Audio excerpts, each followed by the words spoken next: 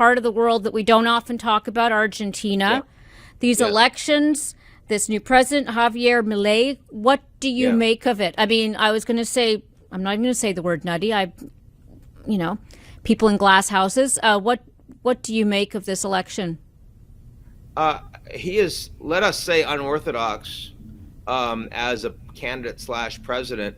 And it does go to just how poorly the Peronas have driven the economy into the dirt in Argentina, that the people of the country were willing to vote, against Massa, who is the finance minister of the Fernandez, the Kirchnerist government, and instead bet on someone who promises to take a chainsaw to the government, who promises to own the libtards, as he calls them, who promises to shut down many ministries in the government. He's not going to be able to do any of those things because he has not a single governor. He has only a minority in Congress.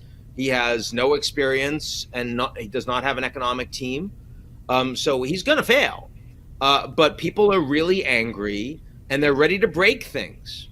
And dollarization in Argentina, will require an incredible fiscal constraint that is going to cause even more poverty in a country that right now has virtually no central bank reserves. So if you think it was bad in Argentina over the last year with 140% plus inflation, it is about to get much worse. To your point, there's a lot limits on what he can do for the reasons that you said in terms of his power base. But how much damage can he do? What would you be like? What is the danger for here? Because obviously he's promised a lot of things that scare a lot of people. Any sense of where he can actually do damage or do good? Let's give him a chance, I suppose. I think there is going to be a real effort to dollarize the economy. And the problem is that he's not going to have support in Congress for it.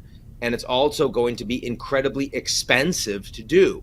And in order to make that happen, he's going to have to print a lot more in the short term. So it's not, he can eventually dollarize. He can move away from the peso. He can blow up the Central Bank of Argentina, but the near-term costs of that are going to be immense.